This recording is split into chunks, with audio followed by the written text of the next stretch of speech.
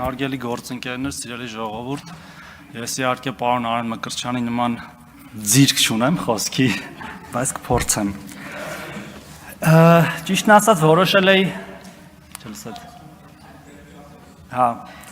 ես ճիշտն ասած որոշել էի բովանդակությանը անդրադառնալ մի հարցի, որի երկխոսությունը արդեն սկսել էի վարչապետի հետ ժողովրդագրությանը, բայց երևի երկրորդ մասում դրանք անդրադառնամ։ Բայց մեր ժողովուրդը պետք է հասկանա ինչա ուզում անի ընդդիմությունը իդեմս այս պահին մի ֆրակցիայի, բայց սովորաբար երկու ֆրակցիաների։ Մեզ ուզում է ներքաշի, թե այն բանավեճի մեջ, թե ով է ավելի շատ թուրք։ Մեզ մեղադրեն թուրք լինելու մեջ, որ մենք իրանց մեղադրենք թուրք լինելու մեջ, որ իրանք ավելի ուժեղ թուրք են, քան մենք։ Ու շատ դժվար է իրականում դիմանալ այդ գայթակղությանը եւ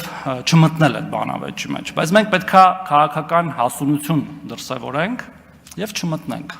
Չպետք է մտնել այդ բանավեճի մեջ, հարգելի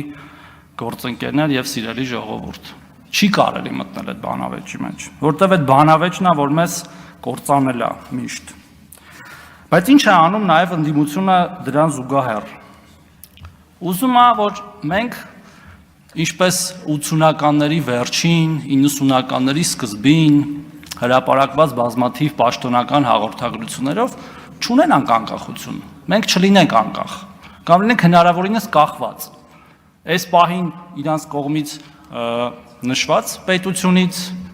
հետո միգուցե այլ պետություններից,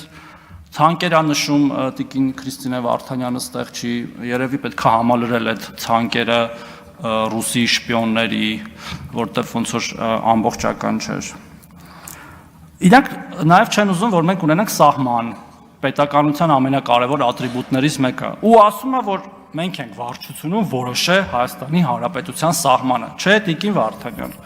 մենք չենք որոշել ու չենք էլ ուզում որոշենք։ Հայաստանի Հանրապետության պետական սահմանը որոշվել է Հայաստանի Հանրապետությունը անկախանալիս, որին դուք դեմ եք եղել ու մինչև հիմա դեմ եք։ Հայաստանության սահմանը Հայաստանի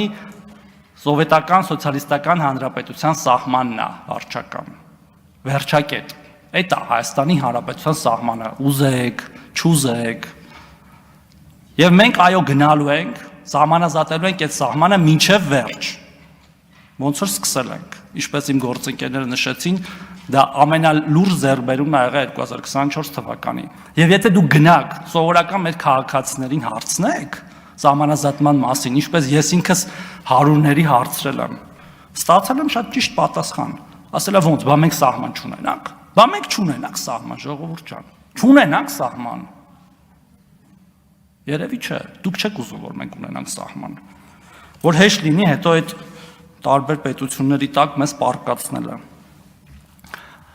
Ասում են բան, Արևմտյան Հայաստան, Սյունիք ենք կորցնելու, հա։